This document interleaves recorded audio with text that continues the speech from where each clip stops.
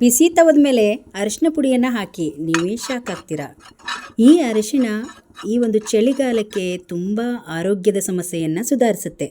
ಬನ್ನಿ, ಇವತ್ತು ನಮ್ಮ ಅಡುಗೆ ಮನೆಯ ಟಿಪ್ಸ್ಗಳನ್ನು ಕೆಲವೊಂದು ಟಿಪ್ಸ್ಗಳನ್ನು ಶೇರ್ ಮಾಡಿದ್ದೀನಿ. ಬನ್ನಿ, ಸ್ಕಿಪ್ ಮಾಡದೆ ನೋಡಿ. ನಾವೇನಾದರೂ ಪುಡಿಗಳನ್ನ ಸಾಂಬಾರು ಪುಡಿಗಳನ್ನ ಮಾಡುವಾಗ ಕೆಲವೊಬ್ಬರು ಎಣ್ಣೆ ಹಾಕಿಬಿಟ್ಟು ಈ ಒಂದು ಬೇಳೆಗಳನ್ನಾಗಿರ್ಬೋದು, ಒಣಮೆಣಸಾಗಿದ್ರು ಫ್ರೈ ಮಾಡ್ತಾರೆ. ಎಣ್ಣೆ ಹಾಕೋದ್ ಬದಲು ಹಾಗೆ ಫ್ರೈ ಮಾಡಿದರೆ ತುಂಬ ರುಚಿಯಾಗಿರುತ್ತೆ. ಡ್ರೈ ಆಗಿ ಫ್ರೈ ಮಾಡಿದರೆ ಇನ್ನೂ ಜಾಸ್ತಿ ದಿನಗಳ ಕಾಲ ಪೌಡ್ರನ್ನು ನಾವು ಸ್ಟೋರ್ ಮಾಡ್ಬೋದು. ಎರಡನೇ ಟಿಪ್ಸನ್ನು ನೋಡ್ಕೊಂಬರೋಣ. ಈರುಳ್ಳಿ ಗಣಿ ಸೀಸನ್ ಬಂದೇ ಬಿಡ್ತು. ಈ ಈರುಳ್ಳಿ ಗಣಿ ಕಟ್ ಮಾಡುವಾಗ ಕಣ್ಣಲ್ಲಿ ನೀರು ಬರುತ್ತೆ. ತುಂಬ ಘಾಟ, ಸ್ಟ್ರಾಂಗ್ ಘಾಟ ಇರುತ್ತೆ. ಇದರಲ್ಲಿ ಘಾಟ ಬರಬಾರ್ದಂದ್ರೆ ನಿಂಬೆಹಣ್ಣಿನ ಹೋಳು ರಸ ಸಮೇತವಾಗಿ ಈ ರೀತಿ ನಾವು ಕುಡುಗಲ್ಲಿಗೆ ಈ ರೀತಿ ಹಚ್ಕೊಂಡು ಸ್ವಲ್ಪ ಕೈಗೆ ಸವರ್ಕೊಂಡು ಇದನ್ನು ಕಟ್ ಮಾಡಿದರೆ ಸ್ವಲ್ಪ ಕೂಡ ಈರುಳ್ಳಿ ಘಾಟ್ ಬರೋದಿಲ್ಲ. ಈರುಳ್ಳಿ ಹೂವದಲ್ಲಿ ಈರುಳ್ಳಿಗಿಂತನೂ ಈರುಳ್ಳಿ ಹೂವದಲ್ಲಿ ಜಾಸ್ತಿನೇ ಘಾಟಿರುತ್ತೆ. ಅದು ಬಲಿತಿರುವ ಈರುಳ್ಳಿ ಗಣಿಯಲ್ಲಿ ಜಾಸ್ತಿ ಇರುತ್ತೆ. ಹಾಗಾಗಿ ಈ ವಿಧಾನ ಮಾಡಿ ಸ್ವಲ್ಪ ಕೂಡ ಘಾಟ ಇರೋದಿಲ್ಲ. ಬನ್ನಿ, ನೆಕ್ಸ್ಟ್ ಟಿಪ್ಸನ್ನು ನೋಡ್ಕೊಂಬರೋಣ. ಯೂಸ್ಫುಲ್ ಟಿಪ್ಸ್ ಅಂತಲೇ ಹೇಳ್ಬೋದು. ನ್ಯಾಚುರಲ್ ಆಗಿರುವ ಅರಿಶಿಣ. ಏನಾದರೂ ಮನೆಮದ್ದು ಮಾಡಬೇಕು ಅಂದಾಗ ಈ ರೀತಿ ನ್ಯಾಚುರಲ್ ಆಗಿರುವ ಅರಿಶಿಣವನ್ನು ತೊಗೊಂಡ್ರೆ ಸ್ಟ್ರಾಂಗ್ ಆಗಿರುತ್ತೆ ಮತ್ತು ಬೇಗನೆ ಹುಷಾರಾಗುತ್ತೆ.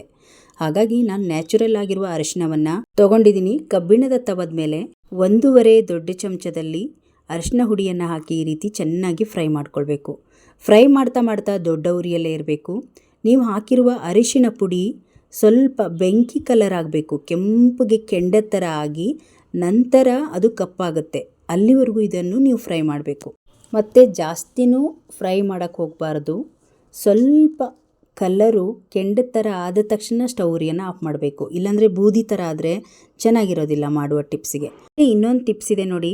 ಅರಿಶಿನ ಹುಡಿಯನ್ನು ಈ ರೀತಿ ಫ್ರೈ ಮಾಡ್ತಾ ಮಾಡ್ತಾ ಹೊಗೆ ಬರುತ್ತಲ್ಲ, ನಿಮಗೆ ಶೀತ ಕೆಮ್ಮು ಜಾಸ್ತಿ ಆದಾಗ, ನೆಗಡಿ ಮತ್ತು ಮೂಗು ಕಟ್ಟಿದಾಗ, ಇನ್ಫೆಕ್ಷನ್ ಜಾಸ್ತಿ ಆದಾಗ ಈ ಹೊಗೆಯನ್ನು ಮೂಗಿಗೆ ನಾವು ತೊಗೊಂಡ್ರೆ ಬೇಗ ಕೆಮ್ಮು, ಶೀತ, ಕೋಲ್ಡ್ ಎಲ್ಲ ಕಡಿಮೆ ಆಗುತ್ತೆ. ನಿಮಗೇನಾದರೂ ಶೀತ ಕೆಮ್ಮು ಜಾಸ್ತಿ ಆದಾಗ ಇದರ ಹೊಗೆಯನ್ನು ತಗೊಳ್ಳಿ. 1-2 ಸಲಕ್ಕೆ ನಿಮಗೆ ರಿಲ್ಯಾಕ್ಸ್ ಆಗುತ್ತೆ.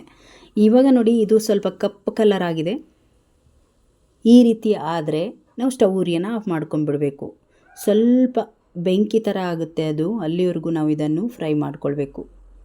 ಅಂದರೆ ನಾವು ಇದನ್ನು ಮತ್ತೆ ನೈಸವಾಗಿ ಪುಡಿಯನ್ನು ಮಾಡ್ಕೊಳ್ಳೋದು ಬೇಡ. ಯಾಕಂದರೆ ಚೆನ್ನಾಗಿ ಅದನ್ನು ಫ್ರೈ ಮಾಡಿರೋದ್ರಿಂದ ಪೌಡ್ರ್ ನೀಟಾಗಿ ಆಗುತ್ತೆ. ಅರಿಶಿನ ಪುಡಿ ನಾವು ಅಡುಗೆಗಷ್ಟೇ ಬಳಸೋದಲ್ಲದೆ ನಮಗೆ ಒಂದು ಕಾಂತಿಯನ್ನು ಕೂಡ ಹೆಚ್ಚಿಗೆ ಮಾಡೋಕ್ಕೆ ಈ ಅರಿಶಿನ ಪುಡಿಯನ್ನು ಬಳಸ್ಬೋದು. ನಾವು ಸ್ಕಿನ್ನಿಗೆ ಅಥವಾ ಏನಾದರೂ ಕಷಾಯ ಟೈಪ್ ಮಾಡ್ತೀವಿ ಅನ್ನೋದಾದರೆ ನ್ಯಾಚುರಲ್ ಆಗಿರುವ ಅರಿಶಿನವನ್ನು ಬಳಸಿದರೆ ಒಳ್ಳೆಯದು. ಈಗ ನೋಡಿ, ಅರಿಶಿಣದ ಹುಡಿ ಕಪ್ಪಾಗಿದೆ. ಇದು ಒಂಥರ ಈ ಇಜ್ಜಲು ಪುಡಿ ನೋಡಿದಂಗೆ ಆಗುತ್ತಲ್ವಾ. ಇದನ್ನು ಇವಾಗ ಈ ಕುಟಕಲಲ್ಲಿ ಸ್ವಲ್ಪ ಈ ರೀತಿ ಮಾಡ್ಕೊಳ್ಳೋಣ. ನೋಡಿ, ಇವಾಗ ಇದು ನೈಸ್ ಆಗಿದೆ. ಇದರಲ್ಲಿ ನಾವು ಒಂದು ಅರ್ಧ ಚಮಚದಷ್ಟು ಪೌಡ್ರನ್ನು ತಗೊಳ್ಳೋಣ. ಇದನ್ನು ನೀವು ರೆಡಿ ಮಾಡಿ ಒಂದು ಬಾಕ್ಸಲ್ಲಿ ಹಾಕಿಟ್ಕೊಳ್ಬೋದು. ಮೊಡವೆ ಕಲೆ ಏನಾದರೂ ಜಾಸ್ತಿ ಆಗಿ ಮುಖ ಒಂಥರ ಡಲ್ಲಾಗಿ ಕಾಣಿಸ್ತಾ ಇದ್ದರೆ, ಮೊಡವೆ ಕಲೆಗಳು ಅಥವಾ ಪಿಗ್ಮೆಂಟೇಷನ್ ಕಲೆಗಳು ಜಾಸ್ತಿ ಆಗಿ ಮುಖ ಎಲ್ಲ ಹಾಳಾಗಿದ್ದರೆ ಈ ಒಂದು ಮದ್ದನ್ನು ಮಾಡ್ಬೋದು. ಇದಕ್ಕೆ ನ್ಯಾಚುರಲ್ ಆಗಿರುವ ಶಾಂಪು ಬೇಕಾಗುತ್ತೆ. ನಾನಿಲ್ಲಿ ಹಿಮಾಲಯ ಶಾಂಪೂನ ಬಳಸಿದ್ದೀನಿ. ನೀವು ಆಯುರ್ವೇದಿಕ್ ಸಂಬಂಧಪಟ್ಟ ಶಾಂಪೂವನ್ನು ಬಳಸ್ಬೋದು. ಇದರ ಜೊತೆಗೆ ಕೊಬ್ಬರಿ ಎಣ್ಣೆ, ಹೀಗೆ ಗಟ್ಟಿಯಾಗಿದೆ ಕೊಬ್ಬರಿ ಎಣ್ಣೆ, 1/4 ಚಮಚದಷ್ಟು ಕೊಬ್ಬರಿ ಎಣ್ಣೆ ಹಾಕ್ತಾಯಿದ್ದೀನಿ. ಇದರ ಜೊತೆಗೆ ರೋಸ್ ವಾಟರ್, ಒಂದು ಅರ್ಧ ಚಮಚದಷ್ಟು ರೋಸ್ ವಾಟರನ್ನು ಹಾಕ್ಕೊಳ್ಳಿ. ರೋಸ್ ವಾಟರನ್ನು ಹಾಕ್ಕೊಳ್ಳೋದ್ರಿಂದ ಮುಖ ಒಂದು ಶೈನಿಂಗ್ ಆಗಿ ಕಾಣಿಸುತ್ತೆ. ರೋಸ್ ವಾಟರನ್ನ ಹಾಕಿ ಚೆನ್ನಾಗಿ ಮಿಕ್ಸ್ ಮಾಡ್ಕೊಳ್ಳೋಣ. ನೋಡಿ, ಈ ರೀತಿ ಲಿಕ್ವಿಡ್ ಥರ ರೆಡಿ ಆಗುತ್ತೆ. ನೀವು ಯಾವಾಗಾದರೂ ಎಲ್ಲಾದರೂ ಹೊಂಟಾಗ ತಕ್ಷಣದಲ್ಲಿ ಮುಖ ಗ್ಲೋ ಆಗಿ ಕಾಣಿಸ್ಬೇಕಂದ್ರೆ ಈ ಪೌಡ್ರ್ ಇದ್ದರೆ ಸಾಕು, ತಕ್ಷಣದಲ್ಲಿ ಮಾಡುವಂಥದ್ದು ಇದು. ನೋಡಿ, ಈಗ ಚೆನ್ನಾಗಿ ಮಿಕ್ಸ್ ಮಾಡ್ಕೊಂಡಿದ್ದೀನಿ. ಮೊಡವೆ ಕಲೆಗಳು ಜಾಸ್ತಿ ಆದಾಗ, ಪಿಗ್ಮೆಂಟೇಷನಿಂದ ಮುಖ ಎಲ್ಲ ಡಲ್ ಅನಿಸುತ್ತೆ ನೋಡಿ, ಅಂಥ ಸಮಯದಲ್ಲಿ ಕೂಡ ಹಾಕಿದರೆ ಇದನ್ನು ಗ್ಲೋ ಆಗಿ ಕಾಣಿಸುತ್ತೆ. ಈಗ ಇದು ನಾನು ಮುಖಕ್ಕೆ ಹಾಕಿ ತೋರಿಸ್ತಾ ಇದ್ದೀನಿ.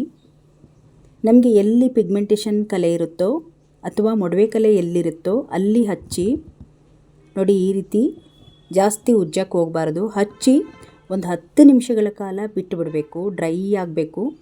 ನಂತರ ನೀವು ಉಗುರು ಬೆಚ್ಚಗಿರುವ ನೀರಲ್ಲಿ ನೀವು ಇದನ್ನ ಮುಖನ ತೊಳಿಬೋದು. ನೀವು ಕೈ ಏನಾದರೂ ಒರಟು ಅನಿಸಿದರೆ ಕೈಗೂ ಕೂಡ ಹಚ್ಬೋದು. ಈಗ ನೋಡಿ, ಉಗುರು ಬೆಚ್ಚಗಿರುವ ನೀರಲ್ಲಿ ತೊಳೆದಿದ್ದೀನಿ. ಎಷ್ಟು ಗ್ಲೋ ಆಗಿ ಕಾಣಿಸುತ್ತೆ ಮುಖ.